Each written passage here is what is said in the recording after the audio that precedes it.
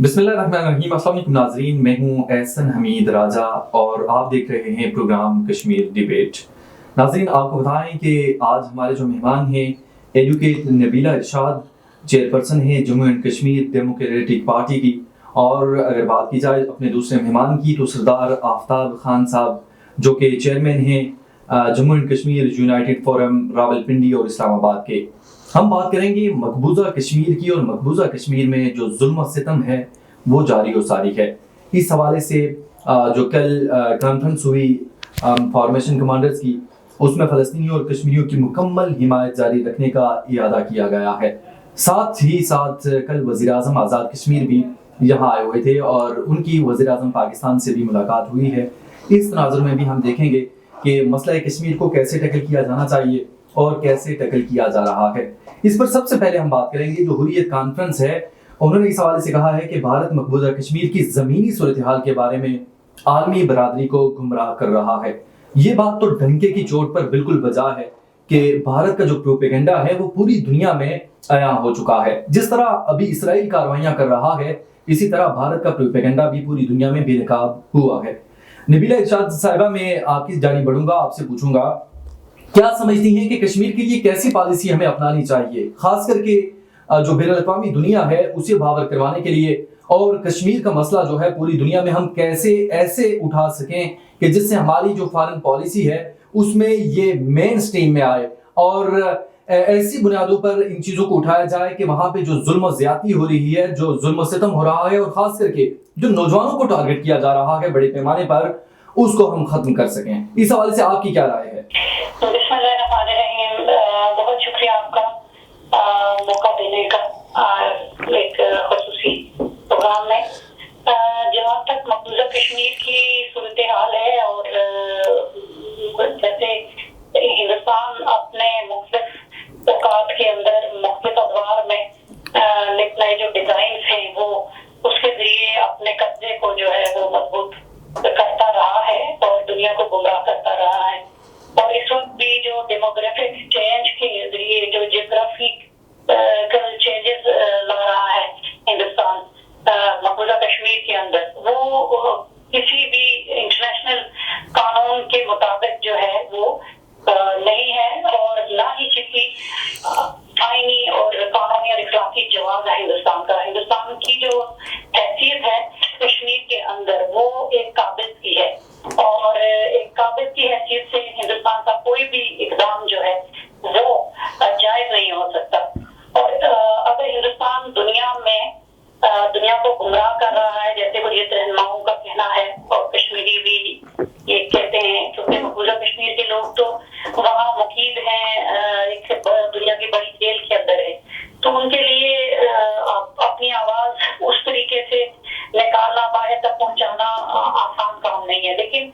ये सबसे आपने जो कहा कि कौन सी स्ट्रेटेजी अपनाई जाए तो हम इस गुमराह कुन प्रोपेगेंडे को काउंटर कर सकते हैं, या दुनिया को सही जो इसका कश्मीर की तारीखी और हिस्टोरिकली और जियोग्राफिकली डेमोग्राफिकली उसकी जो भी हैसियत है उसको बावर करा सकते हैं। उसका तरीकाकार यही हो सकता है, एक तो ये है कि पाकिस्तान कश्मीरियों का वकील है, और मसला कश्मीर का के वकील की हैसियत से पाकिस्तान हुकूमत पाकिस्तान रियासत पाकिस्तान को चाहिए कि वो उन तमाम प्रोपेगेंडों का जवाब भरपूर तरीके से दे, और अपने दुनिया के अंदर जो भी गुड ऑफिसर्स है, जितने भी दुनिया के अंदर पाकिस्तानी डायस्पोरा है या कश्मीरी डायस्पोरा है, उस सबको एंगेज करे और उसके जरिए सिविल सोसाइटी दुनिया की एंगेज करे, इंटरनेशनल लॉज जो है उनको इन्वोक करे, और यूनाइटेड नेशन के फोरम के ऊपर बेहतर अंदाज से इस मसले की कानूनी हैसियत, इसकी जो भी सूरत हाल है उसको दुनिया के सामने आश्कार करे। और मैं समझती हूँ कि इस हवाले से जो कश्मीरी डायस्पोरा है, जैसे आप मीडिया के साथ आप जैसे नौजवान हैं, वकला हैं, सहाफी आजाद हैं, और फिर आज हर एक के पास जो है एक मोबाइल है, सोशल मीडिया का जमाना है। सोशल मीडिया का बेहतर इस्तेमाल करते हुए हक़ाइक़ दुनिया के सामने पेश करें, ट्रेंड्स चलाएं कश्मीर के ऊपर, जो वहाँ के वाक़यात हैं उन जो हर एक वाक़े को जो है तो दुनिया के सामने उसको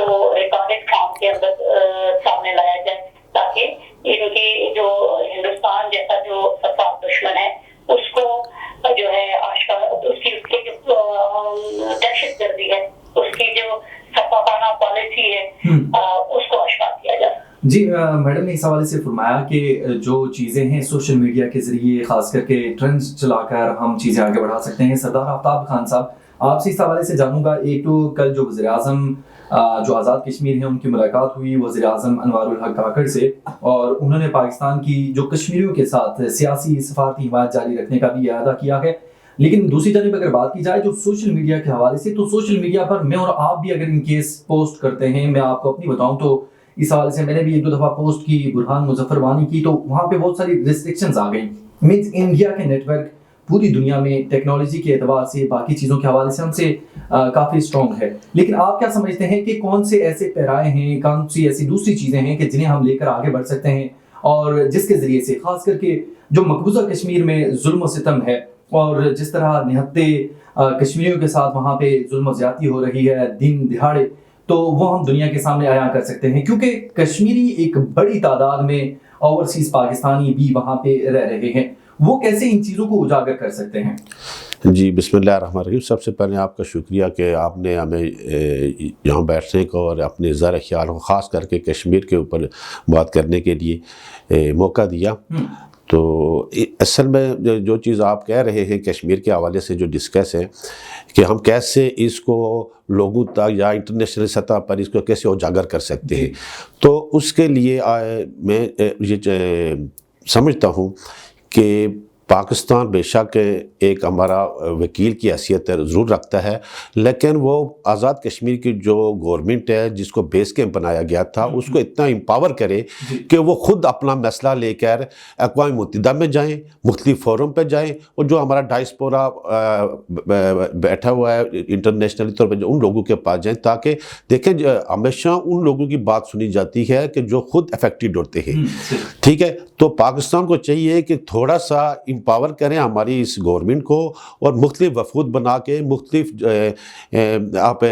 مثلا جنیوا میں بھیجیں، آپ UN میں بھیجیں، جہاں جہاں بھیج سکتے ہیں، لیکن خالصتاً کشمیریوں کو بھیجیں۔ دیکھیں 85,000 مربع میل کو جس طریقے سے میں ڈسکرائب کر سکتا ہوں، میں بیان کر سکتا ہوں، وہ پاکستان اس طریقے سے نہیں کر سکتا ہے۔ تو ہمیں انہیں یہ چاہیے کہ سوشل میڈیا کا جو نیٹ ورک ہے، تو IT میں انڈیا اس وقت نمبر 1 ہے دنیا پہ، ٹھیک ہے۔ وہاں پہ کوئی بھی آپ ٹرینڈ چلائیں گے تو وہ جب وہ انڈیا پروپیگنڈا وہاں پہ چلائے گا تو آپ کا ٹرینڈ وہاں پہ فیل ہو جاتا ہے۔ تو کوشش یہ کیا جائے کہ آپ ہمارے جو بیسکلی جو ہماری کشمیری حکومت ہے، جو گورنمنٹ انہوں نے بنائی ہے، اس کو امپاور کریں، ان کو مختلف وفد بنائیں، اسٹوڈنٹس کا وفد بنائیں، وہ وہاں پہ بھیجیں، نوجوانوں کو وہاں پہ بھیجیں، سوشل میڈیا پہ جو لوگ ہمارے IT میں ایکسپرٹ ہیں ان کو سامنے لے کے آئیں، ان کے ایک ٹیم بنائیں، تاکہ وہ اس چیز کو جتنا وہ ٹرینڈ بنا سکے تو بنائیں گے۔ ایک چھوٹی سی بات کہ دیکھیں 5 اگست 2019 کو جو ہمارا اسپیشل اسٹیٹس اور 35A کا جو خاتمہ کیا گیا، اس کے بعد انڈیا نے جو آج فلسطین میں ہو رہا ہے، جو آج فلسطین میں ہو رہا ہے، یہ اس کے بعد انڈیا نے وہی ٹرین چلایا جو فلسطین میں کچھ عرصہ پہلے انہوں نے زمینیں خریدی ہیں، آج فلسطین پہ غزہ پہ جو ہو رہا ہے یہ اسی کا ہے۔ تو انڈیا نے بھی 5 اگست کے بعد وہ تمام چیزیں آپ کی چینج کر لی ہیں۔ تو اس پہ پاکستان کو اس وقت ہم آدھے گھنٹے کے لیے کھڑے ہوتے رہے، لیکن ہم نے انٹرنیشنلی اس طریقے سے آواز نہیں اٹھا سکے، تو جس کی ناکامی ہمارے ہمیشہ رہتی ہے۔ تو پاکستان کو چاہیے کہ میں یہی کہوں گا کہ ہماری گورنمنٹ کو اور ہمارے کشمیریوں کے امپاور کر کے بھیجیں، تاکہ وہ اپنا مسئلہ خود بیان کر سکیں۔ آپ نے اس حوالے سے وجہ کہا کہ جس طرح معاملات چل رہے ہیں، خاص کر کے جو اسرائیل کی پالیسی ہے وہی ہندوتوا کا نظریہ لیے، RSS کا نظریہ لیے مودی سرکار کی بھی ہے۔ میں میڈم آپ کی جانب بڑھوں گا اور آپ سے اس حوالے سے پوچھوں گا کہ یہ بتائیے گا کہ جو ایک RSS کا نظریہ لیے مودی سرکار چل رہی ہے، 2024 کے الیکشن ہونے جا رہے ہیں انڈیا کے اندر، تو کیا سمجھتی ہیں کہ اگر کوئی دوسری جو آتی ہے پارٹی جس طرح کانگریس ہے یا کوئی اور پارٹی وہاں پہ برسر اقتدار آتی ہے، تو کیا کشمیریوں کے لیے کوئی ریلیکسیشن ہوگی یا کیا ان کی پالیسیز میں کوئی چینجز آئیں گی؟ دیکھیے ہندوستان کی کوئی بھی سیاسی جماعت ہے، ہمیں ان سے کسی شہر کی کوئی توقع نہیں ہے، کیونکہ کشمیر کا جو یہ وہ لانگ اسٹینڈنگ جو انریزالوڈ ایشو ہے، جس کی جو فاؤنڈرز نے پرومس کیا تھا، جواہر لال نہرو جو ہے وہ اس کیس کو یونائٹڈ نیشن میں لے کے گئے اور انہوں نے وعدہ کیا تھا کہ کشمیریوں کو ان کا حق خود ارادی کا کا حق دیا جائے گا۔ لیکن آج اس کے بعد ہندوستان کی جتنی بھی حکومتیں آئیں، جتنے بھی वहाँ पे आए, स्कूल ऑफ थॉट से ताल्लुक रखने वाले चाहे राइट विंग की सियासत वाले हुए या लेफ्ट विंग की पॉलिटिक्स की आइडियोलॉजी को मानने वाले हुए या लेफ्ट ऑफ सेंटर की हुए, सारे जो है कश्मीर को अपना इंटेग्रल पार्ट कहते हैं, जो कि कतई तौर के ऊपर दुरुस्त बात नहीं है। ये एक तारीख का सबसे बड़ा झूठ है और एक नाजायज जो है एक कब्जा है, जिसको हिंदुस्तान दावेदार है जिसका, और कोई भी उसकी सियासी जमात हो या कोई भी हुकूमत हो या हिंदुस्तान की जो फौज है उससे हमें किसी तरह की तवक्को है ही नहीं। इसलिए हमें जो है विजिलेंट रहते हुए हमें अपनी पॉलिसीज को, हमारी एक मुस्तकिल पॉलिसी ये है कि कश्मीरी पाकिस्तान चूंकि हमारा वकील है, पाकिस्तान का हाई मॉडल ग्राउंड आज तक रहा है कि कश्मीरियों का जो है उनकी मर्जी के मुताबिक जो फैसला होगा वो होगा। ये अलग बात है कि जो अंदरूनी तौर के ऊपर पाकिस्तान की इस वक्त की सूरत हाल है उससे मसला कश्मीर भी बुरी तरह से मुतासर हो रहा है। हमें इस चीज की भी तशवीश है कि हम भी चाहते हैं कि पाकिस्तान के अंदर भी इस्तेहकाम हो, और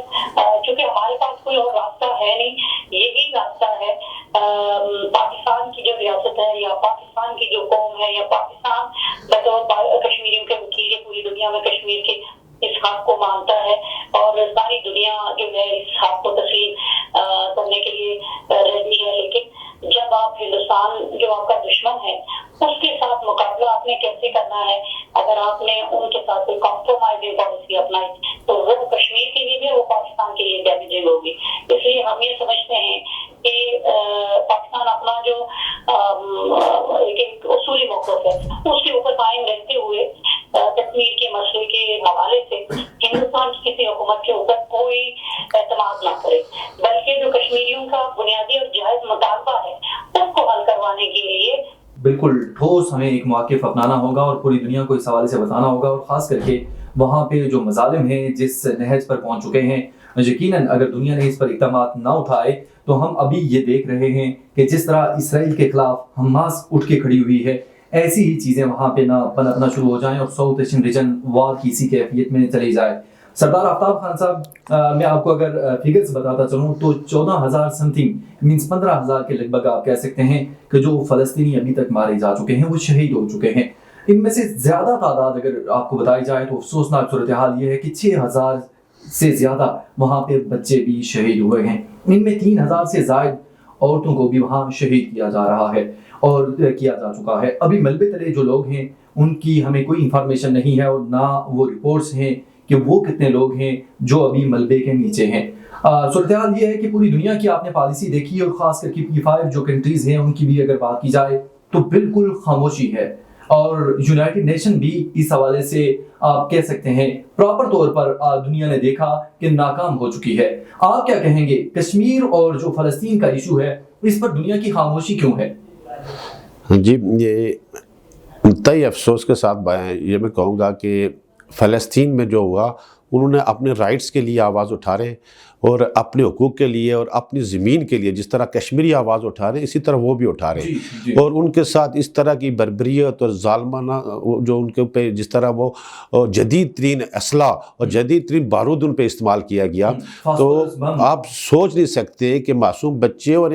हज़ारों की तादाद में उनकी डेड बॉडियाँ एक ही कब्र में वो दफना रहे हैं। तो मैं हैरान होता हूँ कि ये जो यूनाइटेड नेशन है या इंसानी हकूक़ की बड़ी बड़ी तंजीमें हैं यहाँ पे आके खामोशी हो जाती है, जबकि अमेरिका में या किसी यूरोप के किसी कंट्री में एक परिंदा भी मर जाए तो उसके लिए इंसानी हकूक़ की तंजीमें और ये वाइल्ड लाइफ वाले बाहर आ जाते हैं और उसके लिए वो करते हैं और यहाँ पे हज़ारों के ऐसा मुसलमान शहीद हो रहे हैं तो कोई आवाज़ नहीं उठा। ख़ास करके मैं OIC के लिए हैरान हूँ कि जो इस्लामी ममालिक की एक वो तंजीम है उसने भी उस तरीके से किरदार अदा नहीं किया जिस तरीके से करना चाहिए था। तो ये बेसिकली ये जो इंटरनेशनल एक बना हुआ है माफियाज यूँ समझें कि जो वो ख़ास करके हमारे इस मज़हब को टारगेट करते हैं, उसको दहशतगर्दी की तरफ लेके जाते हैं इस्लामोफोबिया के हवाले से। तो ये वो एक जो गेम जो चल रही है पूरी दुनिया में इस वक्त वो चल रही है। और आप ये बिल्कुल आपकी बात दुरुस्त है कि जिस तरह आज फ़लस्तीन में हो रहा है तो हमें ख़तरा है कि कल हिंदुस्तान में भी کشمیر میں جو ہمارے لوگ ہیں آخر ایک دن تنگ آ کے وہ ان کے خلاف جو بندوق لے کے اٹھ کھڑے ہوں، اور اس سے ایشیا میں پھر امن قائم نہیں رہے گا. تو میری یہ اپیل ہے کہ جتنی بھی انسانی حقوق کی تنظیمیں کے ادارہ آپ ان چیزوں کو دیکھیں، اور جس طرح مظلوم فلسطین کو اور مظلوم کشمیریوں کی آواز کو سنیں کہ وہ کیا چاہتے ہیں. وہ اپنے حقوق چاہتے ہیں، اپنی زمین چاہتے ہیں، اپنے ملک کی آزادی چاہتے ہیں. اور میڈم اس حوالے سے دیکھیں لازمی ہے چیزیں کہ ایک تو جو مسئلہ فلسطین ہے اور اسی طرح کا جو مسئلہ ہے کشمیر کا بھی، اگر بات کی جائے پوری دنیا کے حوالے سے اور خاص کر کے OIC کے ممبر جو ممالک ہیں ان کا سٹانس اس حوالے سے جو ہے، ابھی ان کی پالیسیز آپ نے دیکھی کہ کس طرح ہم نہ کوئی ایسی جنگ بندی کروا سکتے ہیں، نہ اس پر کوئی آواز اٹھا سکتے ہیں، اور پوری دنیا کی جو پالیسی ابھی کھل کر سامنے آئی ہے اور پوری دنیا کا جو دوگلا پن ہے وہ سب کے سامنے آیا ہو چکا ہے. اس تناظر میں کیا سمجھتی ہیں آپ کہ جیسے پہلے ہم یہ سمجھتے تھے کہ یونائٹڈ نیشن ایک ادارہ ہے کہ جو اس طرح کے معاملات خاص کر کے جہاں جنگیں ہوتی ہیں، جیسے رشیا اور یوکرین کی وار ہم نے دیکھی، اسی طرح ابھی فلسطین اور اسرائیل کی جو وار ہے وہ چل رہی ہے، اسی طرح مسئلہ کشمیر کے حوالے سے آپ یہ ساری چیزیں دیکھ رہے ہیں، اس کے باوجود کوئی بھی آپ کو ایسا نہیں لگ رہا کہ کوئی ایسا ممالک ہوں یا جو ان کی جنگ بندی کروا سکیں، اس پر رول ہی نہیں بنتا. تو آپ کے خیال میں ایسے ممالک ابھی موجود ہیں کہ جو اتنے اسٹرانگ ہوں کہ کسی پر اپنی پالیسی امپوز کر سکیں؟ دیکھیے دنیا اگر اس چیز کو اتنا لائٹ لے گی اور دنیا اس چیز سے غافل ہو جائے گی کہ ہم کچھ نہیں کر سکتے، جیسے اقوام متحدہ کے مسائل وہ اپنے مثال دی ہے اور OIC کی دی ہے، اگر یہ ایسے عالمی فورمز جو ہیں وہ معذرت خانہ رویہ اپنائیں گے تو پھر دنیا کے اندر مائٹ از رائٹ کا جو آئیڈیالوجی ہے وہ پریویل کرے گی، اور جب مائٹ از رائٹ کی آئیڈیالوجی پریویل کرے گی تو پھر یہ دنیا جو ہے وہ دیکھے گی کہ کشمیر کا مسئلہ ہے وہ دو اٹامک پاورز کے درمیان ہے، اور یہ دو اٹامک پاورز جب اس ایشو کو لے کے ٹکرائیں گی تو پوری دنیا واقعی امن دنیا کا تباہ ہوگا، دنیا میں دہشت گردی عام ہوگی. میڈم اس بات سے تو میں بالکل ایگری لاحق ہوگا. تو میں سمجھتی ہوں کہ دنیا کو ایسا رویہ اختیار کرنے سے پہلے ایسے اقدامات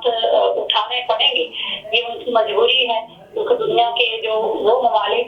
جو اس وقت ایسا تاثر دے رہے ہیں کہ وہ کچھ نہیں کر سکتے، یہ ان کی مجرمانہ غفلت ہے، اور اس مجرمانہ غفلت کو زیادہ دیر تک جو ہے وہ افورڈ نہیں کیا جا سکتا، وہ خود افورڈ نہیں کر پائیں گے. تو ایٹ دا اینڈ ان کو جو ہے آئی ہوپ کہ سینس ول پریویل اور وہ ایک اصولی موقف کے ساتھ کھڑے ہوں گے، اور دنیا اگر کوئی بھی دنیا کے معاشرے یا دنیا کا جو نظام ہے وہ قائم ہو سکتا ہے تو وہ عدل کی بنیاد پہ ہوگا. عدل میں جب آپ دوسروں کے حقوق چھیننے کی کوشش کریں گے نظام عدل کے اندر اور ناجائز قبضہ کریں گے، کسی کو دباؤ کا شکار کریں گے، یہ ایک جو فطرت کا قانون ہے، قانون لا آف نیچر ہے، وہ اس کے اگینسٹ اس کا اپنا سلسلہ ہے، اور دنیا اس چیز کو دنیا کو سمجھنا پڑے گا، اور دنیا کو اس کے بارے میں بڑا ایک جاندار موقف اپنانا ہوگا. معذرت خانہ انداز جو ہے وہ قابل قبول کسی سے توڑ نہیں ہو سکتا. ناظرین آپ کو بتائیں کہ ہم کچھ بات کرتے ہیں آزاد کشمیر کے حوالے سے بھی، تو میڈم ہمارے ساتھ چیئرپرسن ہیں Jammu and Kashmir democratic party کی. تو میڈم آپ سے اس حوالے سے بھی جانوں گا کہ جو وزیر اعظم آزاد کشمیر کی پالیسیز ہیں اس سے آپ کتنا اتفاق کرتی ہیں، اور جو انہوں نے پورٹ فولیوز دیے ہیں اس سے پہلے کی جو صورتحال ہے ابھی تک آزاد کشمیر میں گو مگو کی سچویشن ہے، کیونکہ جتنے بھی پورٹ فولیوز دیے گئے ہیں نہ کوئی ترقیاتی کام ہو رہے ہیں، اور دوسری جانب الیکٹریسٹی کے مسائل، ساتھ آٹے کا جو بحران ہے وہ بڑے پیمانے پر جاری و ساری ہے. وہ پنچ ریجن کے اندر دیکھا جائے یا پوری آزاد کشمیر کے اندر لوگ آٹے کی لائنوں میں لگے ہیں اور انہیں اس حوالے سے جو ہے مشکلات کا سامنا ہے. اس حوالے سے سردار آفتاب خان صاحب میں آپ سے پوچھوں گا اور آپ سے اس حوالے سے آپ کا موقف جانوں گا کہ کیا سمجھتے ہیں کہ کون سی پالیسیز ہمیں اپنانی چاہیے اور وزیر اعظم آزاد کشمیر کو کیسے اس میں اپنا رول دینا چاہیے؟ جی بالکل درست آپ نے کہا کہ کچھ دنوں سے بلکہ کچھ عرصے تقریباً 5-6 ماہ سے جو پونچھ میں ایک تحریک چلی ہے آٹا اور بجلی کے بحران کی، تو وہ تحریک آہستہ آہستہ اس وقت اس تحریک نے پورے آزاد کشمیر کو اپنی لپیٹ میں لے لیا ہے۔ یہ جو اس وقت کے وزیر اعظم کی نالائکی کی وجہ سے اور ان کے وزیر اعظم ہونے کے باوجود پورٹ فولیو وزراء کو نہ دینا اور فنڈ نہ دینا، جی بالکل، یہ مین بنیادی وجہ ہے۔ دیکھیں آپ ایک اسٹیٹ کے وزیر اعظم ہیں، آپ کے اگر منسٹر ہیں تو ان کو پورٹ فولیو دے کے ان کو فنڈ ریلیز کریں، ٹھیک ہے، تاکہ وہ اپنی اس کانسٹیٹوئنسی میں جا کے تو اپنا وہ کام کرے اور لوگوں کو ڈیولپمنٹ کر کے دے، سڑکیں بنا کے دیں، بجلی کے بحران کو ختم کریں۔ لیکن ہمارے وزیر اعظم مجھے نہیں پتا جو اس سے پہلے تھے وہ بھی دن کو سوتے تھے، یہ بھی دن کو سوتے ہیں، رات کو جاگتے ہیں۔ اب رات کو تو تمام آفیسز بند ہوتے ہیں اور کیسے کام کریں گے؟ آپ خود سوچیں کہ 6 ماہ کے بعد وہ وزراء کو پورٹ فولیو جو دیتے ہیں انہوں نے کیا فنڈ دینا ہے اور کیا اسے ملک اور قوم کے یا اسے اپنے عوام کے بارے میں سوچنا ہے۔ تو یہ ایسے ہی ہیں کہ بس برائے نام وزیر اعظم ہے۔ تو میں ایک آپ کے اسٹیج سے یہ ضرور گزارش کروں گا کہ یہ سسٹم کو چینج ہونا چاہیے۔ اس وقت ہمیں یہ نہیں پتا آزاد کشمیر میں گورنمنٹ کس کی ہے، پی ٹی آئی کی ہے، پیپلز پارٹی کی ہے یا پی ایم ایل این کی ہے۔ نہیں، اس کے لیے چینج کیسے لایا جا سکتا ہے؟ چینج یہ اس کے لیے الیکشن دوبارہ کروائے جائیں تاکہ کوئی ایک پارٹی جو برسر اقتدار ہے وہ پوری ذمہ داری لے اپنی اس ٹینیور کی۔ کیا کہیں گے اس حوالے سے کہ دیکھیے آپ نے 48 ووٹ دے کر ایک اتنا اسٹرانگ وزیر اعظم بنوایا ہے، پھر آپ دوبارہ چاہ رہے ہیں کہ الیکشن ہوں؟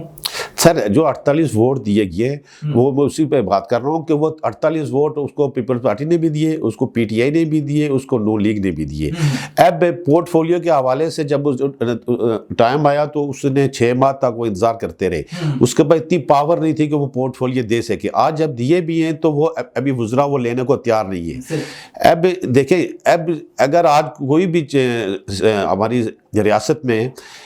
جو آج کے حالات اس کی ذمہ داری نہ ہو تو کوئی بھی پارٹی لینے کو تیار نہیں ہے، پیپلز پارٹی لینے کو تیار نہیں ہے، پی ٹی آئی لینے کو تیار نہیں ہے۔ جب تک آپ کسی ایک پارٹی کو جو برسر اقتدار ہے جس کے لیے 5 سال کا ہو تو وہ کم سے کم اپنے اس 5 سال کا حساب تو دے گی نا۔ اب ہم حساب کس سے لیں گے؟ پی ٹی آئی سے لیں گے، نون لیگ سے لیں گے، یا پیپلز پارٹی سے لیں گے؟ آپ کا پوائنٹ آ گیا۔ میڈم آپ ہمارے ساتھ موجود ہیں؟ جی میں میڈم اس حوالے سے آپ سے پوچھوں گا کہ ایک تو آزاد کشمیر میں جو غیر فعال نظام ہے، دوسرے نمبر پر اگر ترقیاتی کام دیکھے جائیں تو وہ بھی رکے ہوئے ہیں، اگر تیسری بات کی جائے تو آٹے کا بحران جو کبھی میں نے اپنی لائف میں بھی نہیں سنا، اور آپ سے as a chairperson Jammu and Kashmir democratic party آپ سے اسپیشلی طور پر یہ پوچھوں گا کہ یہ تمام تر چیزیں پنپ رہی ہیں، آپ سارے لوگ اس پر آواز اٹھائیں گے یا جو ایکشن کمیٹیز بنی ہیں جنہوں نے ایک رول دیا ہے، عوام کو کھڑا کیا ہے، احتجاج کیے ہیں، کیا دوبارہ پھر ہم احتجاج کی جانب جائیں گے یا آپ سب مل کر رول دیں گے کوئی؟ دیکھیے میں بہت اس چیز کو اپریشیٹ کرتی ہوں کہ جو عوام نے الیکشن کمیٹی کے ذریعے جو ہے بنیادی جو مسائل ہیں یا بنیادی جو حقوق ہیں ان کے اوپر آواز اٹھائی ہے۔ آزاد کشمیر کی حکومت کی نااہلی جو ہے وہ چونکہ 5 سال کے لیے جو نظام بنتا ہے اس کے اندر ہمارے لوگوں کا بھی قصور ہے نا۔ لوگ جب الیکٹ کر رہے ہوتے ہیں، جب وہ نظام حکومت کا ایک طریقہ کار ہے کہ آپ اپنے نمائندگی جو ہے ایسے لوگوں کے سپورٹ کر رہے ہیں کہ جو کل آپ کو چاہیے تو ایسا نظام دیں گے جس میں نہ آپ کو آٹا ملے گا، نہ آپ کو چینی ملے گی، نہ آپ کو بجلی ملے گی، نہ آپ کو پانی ملے گا۔ تو ایسے نظام کو آپ بار بار سپورٹ کرتے ہیں، بار بار یہی وہ لوگ ہیں جو صبح کسی اور جماعت میں، شام کسی اور جماعت میں ہوتے ہیں، لیکن ہمیں اس چیز سے کوئی فرق نہیں پڑتا۔ ہم کہتے ہیں کہ نہیں وہ فلاں میری برادری کا ہے، میرے قبیلے کا ہے، میری پارٹی کا ہے، یا میرا کوئی اس کے ساتھ ذاتی تعلق ہے، یا مجھے کسی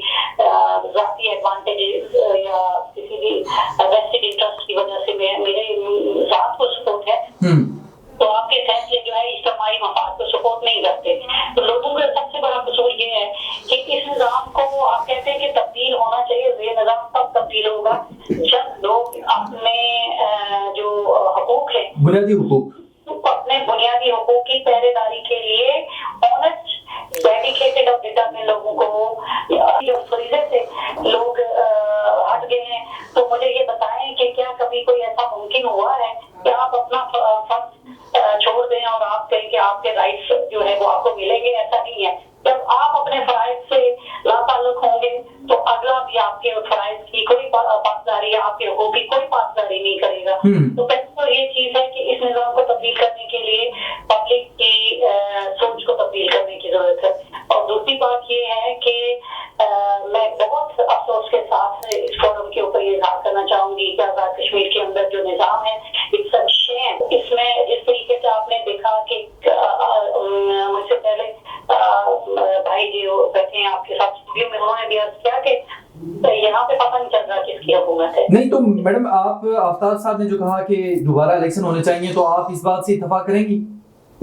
میں اب پھر سے یہی بات کروں گی کہ الیکشن ضرور ہونے چاہیے, اور ہم اس سے بڑا ہماری ایک تھاٹ پرووکنگ اس کے اوپر ایکسرسائز ہے. ہم نے بڑی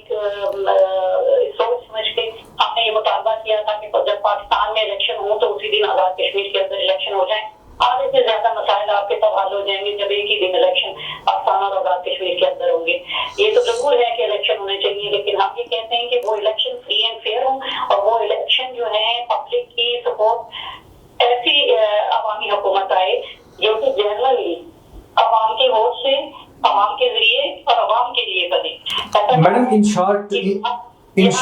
آپ سے کوئی ولی گالا سے, کوئی رائبل سے, یا کوئی سندھ سے, لاڑکانہ سے جو ہے نامینیٹ ہو کے آئے, اور وہ صبح وہ کسی اور کو نامینیٹ کر دیں, شام کسی اور کو نامینیٹ کر دیں, اور ہم اس کو ووٹ کر لیں. تو یہ ساری چیزیں سامنے رکھتے ہوئے اس کے لیے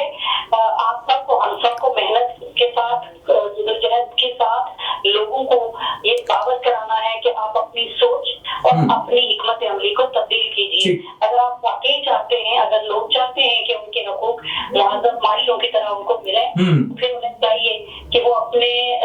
حقوق مہذب معاشروں کی طرح حاصل کرنے کی جدوجہد بھی کریں. میڈم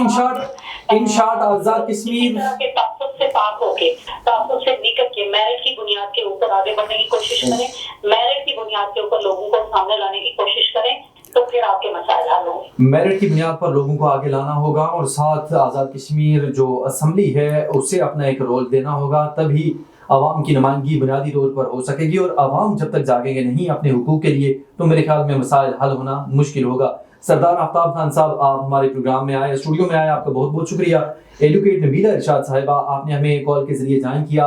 آپ کا بھی بہت بہت شکریہ. ناظرین, آج کے پروگرام سے فی الوقت اتنا ہی. اگلے پروگرام کے لیے اجازت دیجیے. اللہ نگہبان.